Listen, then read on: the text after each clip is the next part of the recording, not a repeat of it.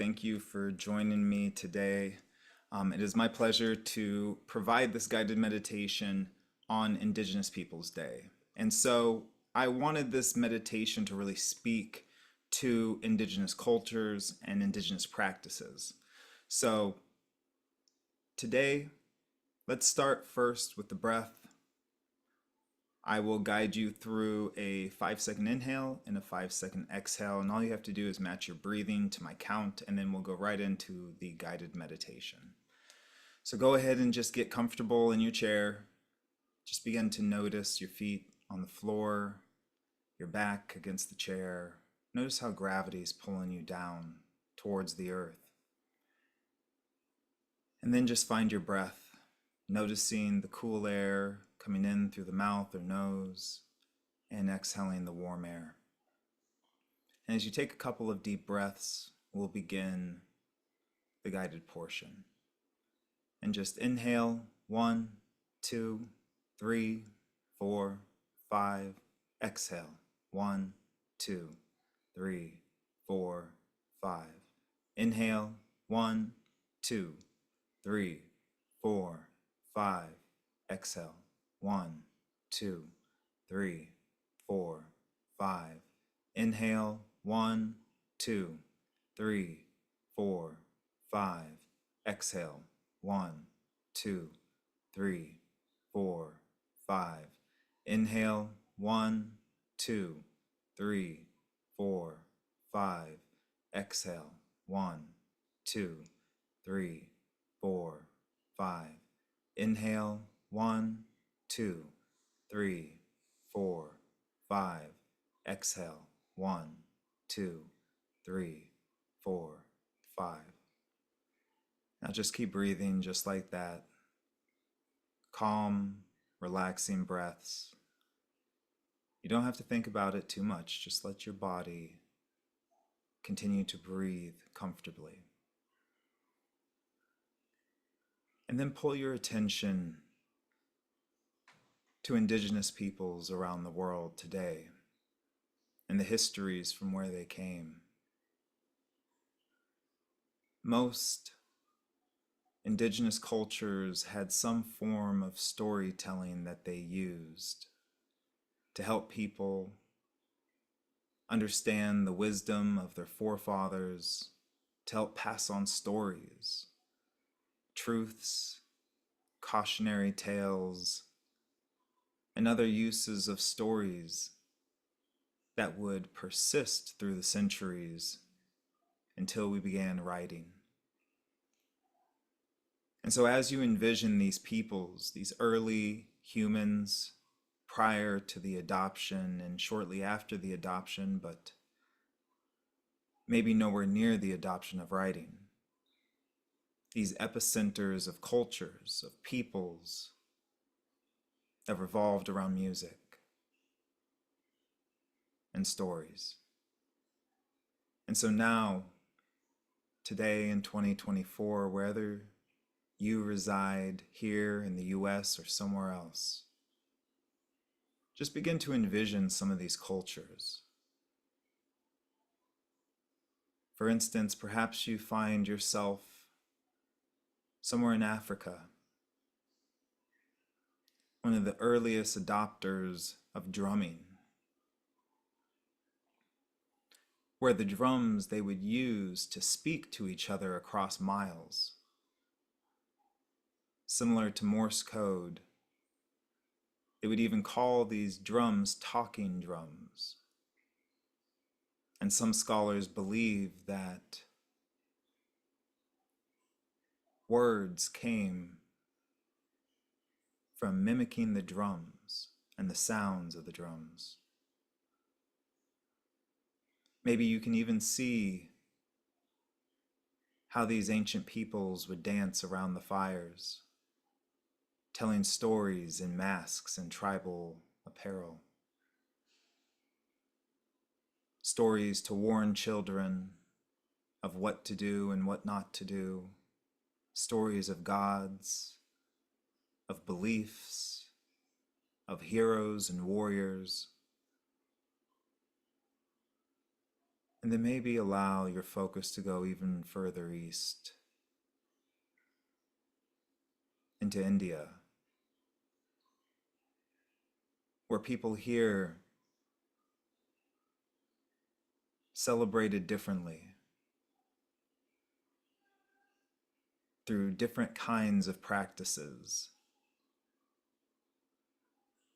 many of those involving singing in their spiritual worship and connection,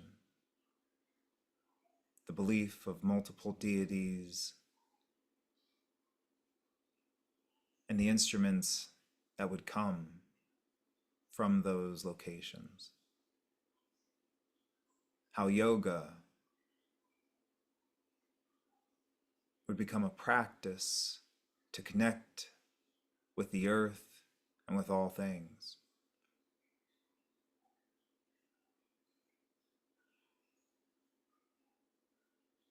And then begin to move even further east.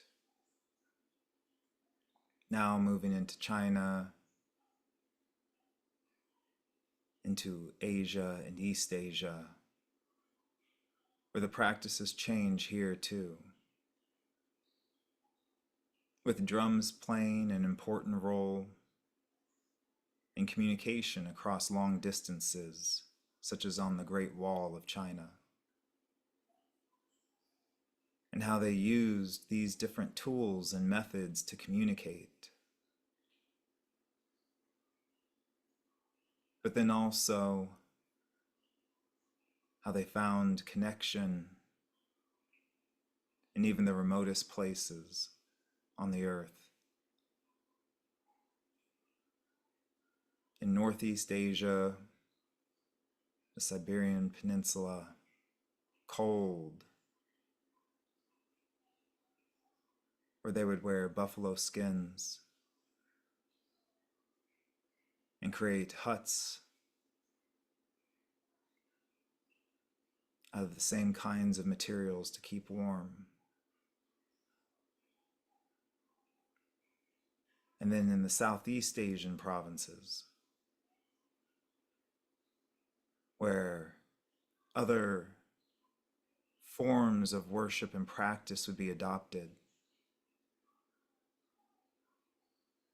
leading to things like Buddhism and Taoism,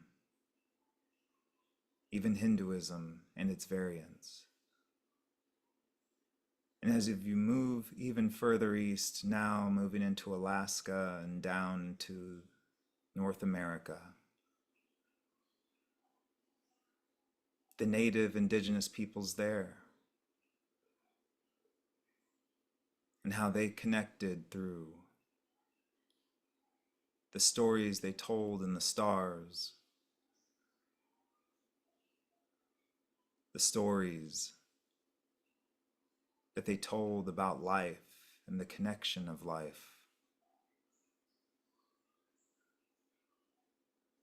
how they found meaning and purpose in their villages.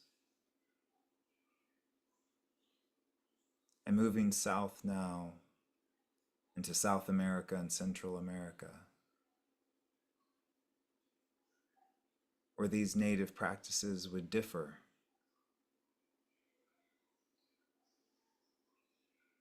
where giant temples would be erected, pyramids, where they would scan the stars and chart them, being deep within the jungles of South America, the Amazon rainforest, even further down into the mountains of Chile. And as you see these people and their practices, the things they found important and things that were not important, things that gave their life meaning and things that showed them a different way to view the world. Many of these cultures practiced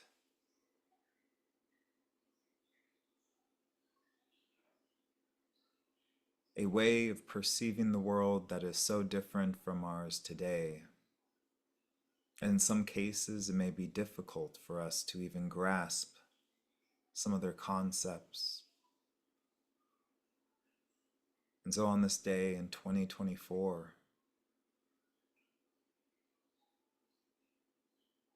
I would ask you to simply sit with what you know about Indigenous people, their practices, the cultures they come from, their belief systems that gave their lives meaning and purpose, direction, and hope. The foods they consumed, the stars they watched. And for just a moment, I'm going to be quiet and just let your mind wander to these Indigenous people.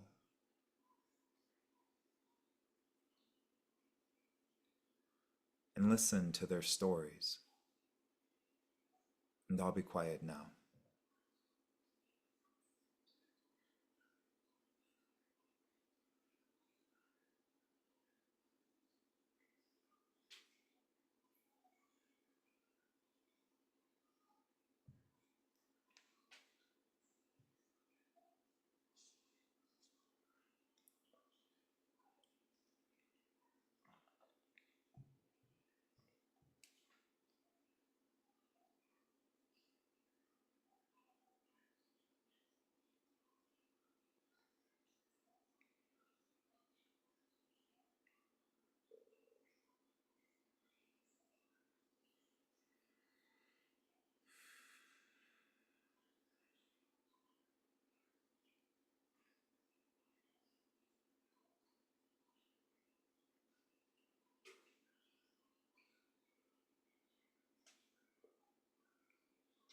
And as you find these stories, simply take a deep breath as you find yourself considering these unique aspects of Indigenous life. And as you exhale, just let go of any tension you may have. Let's take another deep breath. And letting go.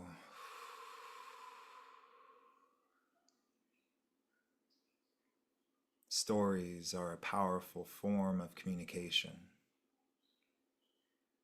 one by which we have the opportunity to experience the unique life of somebody else that we did not live. It gives us empathy, helps us understand the world outside of our perspectives, and teaches us unique things and gives us unique vantage points. But for now, just begin to bring yourself back to your body, noticing your feet and wiggling your toes to kind of get the blood moving.